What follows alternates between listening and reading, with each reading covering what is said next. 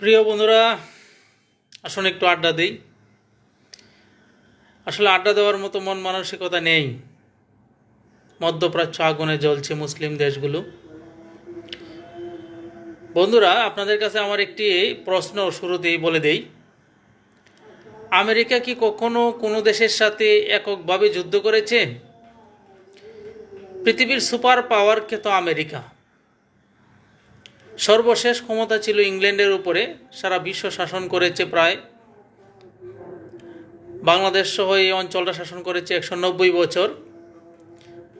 তাদের হাত থেকে ক্ষমতা নিয়েছে আমেরিকা। আমেরিকা এত সুপার পাওয়ার একটি দেশ, কিন্তু আমি অদ্যাবধি কোনো দেশের সাথে এককভাবে যুদ্ধ করতে দেখি নাই। ইরাকের সাথে যুদ্ধ করেছিল ইংল্যান্ডকে নিয়ে, অর্থাৎ তখন ওদের হামলাটা ছিল হচ্ছে ইঙ্গো মার্কিন। ইংল্যান্ড এবং মার্কিন দুইটা মিলে ইরাকের সাথে যুদ্ধ করেছিল। ইরাকের সাথে যুদ্ধ করার মূল উদ্দেশ্যটা কী ছিল? ইরাকে ছিল জীবাণু অস্ত্র, যাহা মহাবিশ্বের জন্য খুবই ক্ষতিকর। অর্থাৎ আমেরিকা ইরাককে ধরার জন্য এইসব কথা বলেছিল। অথচ জাতিসংঘের টিম ইরাকে এসে অনেক খোঁজাখুঁজি করেও এই রকম জীবাণু অস্ত্র নামের কোনো অস্ত্র খুঁজে পায়নি, বা বিরল জাতের কোনো অস্ত্রই খুঁজে পায়নি। তারপরও আমেরিকা এবং ইংল্যান্ড ইরাককে শায়েস্তা করবে, অর্থাৎ ইরাককে দখল করবে, সাদ্দামকে ধ্বংস করবে, সাদ্দামকে হত্যা করবে। এটাই ছিল তাদের মূল লক্ষ্য।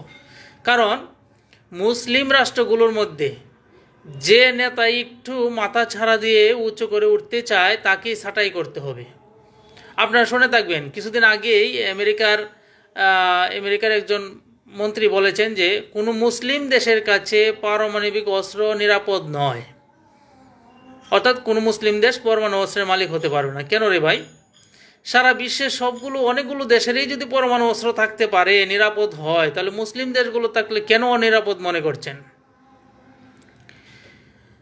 ইরাককে যেমন ইংল্যান্ড এবং আমেরিকা মিলে ইরাককে কতল করেছে, তখনও মধ্যপ্রাচ্যের সমস্ত মুসলিম দেশগুলো একদম হাঁ করে তাকিয়েছিল। এমনকি আমেরিকাকে সহায়তাও করেছিল বেশ কয়েকটা দেশ ঘাঁটি দিয়ে।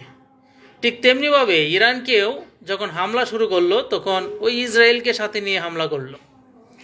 এবার সবশেষ ইসরায়েলকে সাথে নিয়ে যখন ইরানের সাথে ধারণা করতে, ওদের গোয়েন্দা বাহিনী দিয়ে বুঝতে পারছে যে ইরানের সাথে ইসরায়েলকে সহ পেরে ওটা খুবই কঠিন হয়ে পড়বে, বা বিজয়ী হতে হলেও একদম মৃত্যুর নাকের আগায় চলে যাবে আমেরিকার।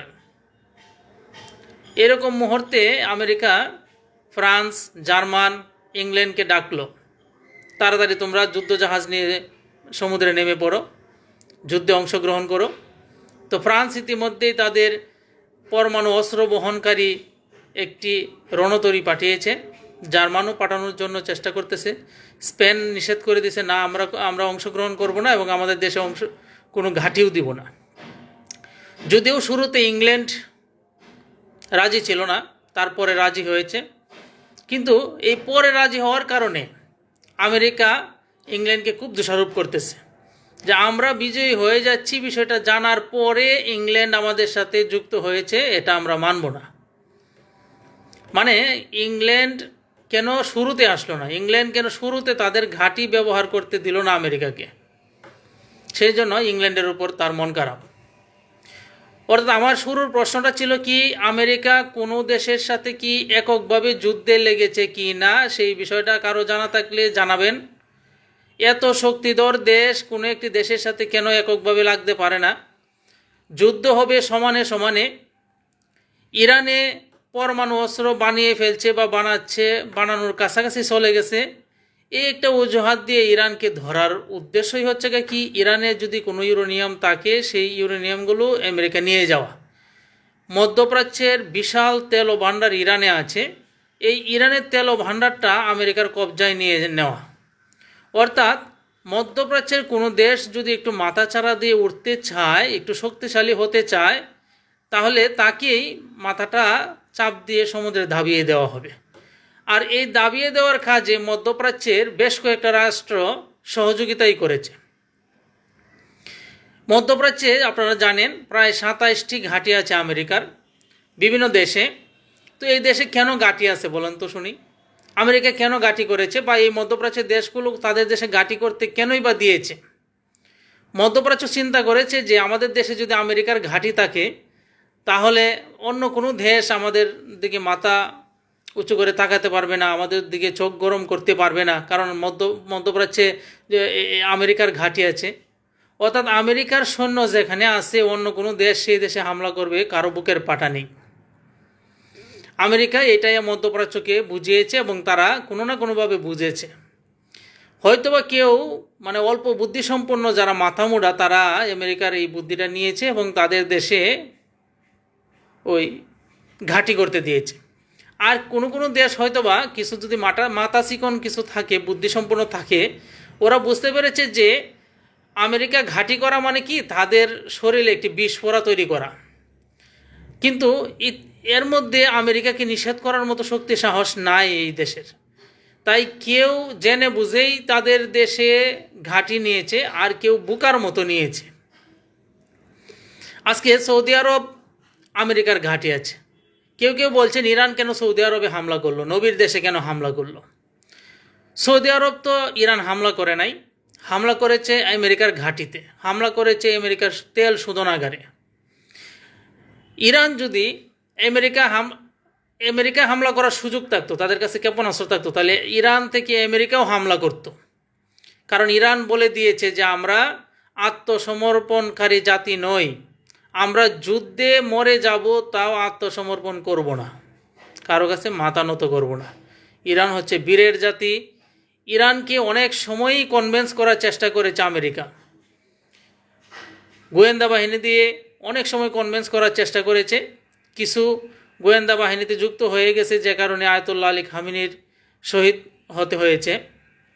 হয়তোবা ইরান পরাজয়ও বরণ করতে হবে, কিন্তু শেষ পর্যন্ত মনে রাখবেন মধ্যপ্রাচ্যের কোনো দেশে মাথা উঁচু করে আর কোনো দিন তাকাইতে পারবে না। আজকে ইরানকে যদি কতল করে দেয় আমেরিকা এবং ইসরায়েল, তাহলে মনে রাখবেন কদিন পরে তুরস্ককে ধরবে, পাকিস্তানকে ধরবে, তারপর আর কে বাকি? সবাই পা চাটবে আমেরিকার অথবা অন্য কোনো দেশের।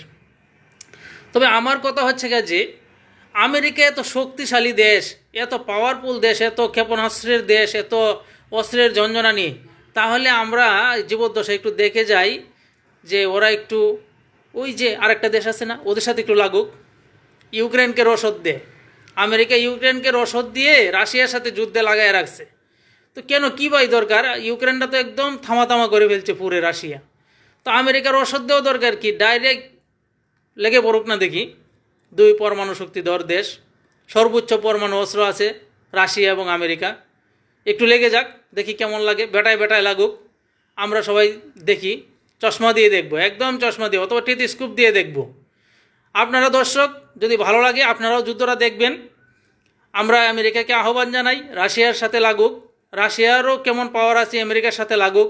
ইউক্রেনের সাথে কেন লাগে? যখন ইউক্রেনের সাথে রাশিয়া যুদ্ধ লাগছিল তখনও আমার প্রতিবাদ ছিল যে একটি দুর্বল রাষ্ট্রকে কেন রাশিয়া হামলা চালাইলো। তো পরে যখন দেখি যে আমেরিকা বা ইউরোপের দেশগুলো ইউক্রেনকে রসদ দিচ্ছে, তখন আমার মনে হয়েছে ঠিকই আছে, রাশিয়া ইউক্রেনকে মারাই উচিত। ইউক্রেনকে মারা না, মূলত রাশিয়া মারছে আমেরিকা এবং ইউরোপকে। সেই জন্য আমার মনটা খুব ভালো লেগেছে যে শয়তানের দল রাশিয়ার কাছে এসে ইউক্রেনকে রসদ দিচ্ছে, তাই আমার খুব ভালো লাগছে। যদিও সাধারণ মানুষ মারা যাচ্ছে, এই জন্য আমার মনে খারাপ লাগে। যাই হোক প্রিয় দর্শক, আপনাদেরও যদি ভালো লাগে আমেরিকাকে আহ্বান জানান রাশিয়ার সাথে একবার লাগুক, 1 মাস যুদ্ধ হোক, বেশি না 1 মাস যুদ্ধ হোক রাশিয়ার সাথে, আমরা দেখব দুটা পরমাণু অস্ত্রের দেশ কীভাবে যুদ্ধ হয়। প্রিয় দর্শক, যদি আপনাদের ভিডিওটা ভালো লাগে তাহলে একটি লাইক দিয়ে দিবেন, পাশে থাকবেন। ধন্যবাদ সবাইকে।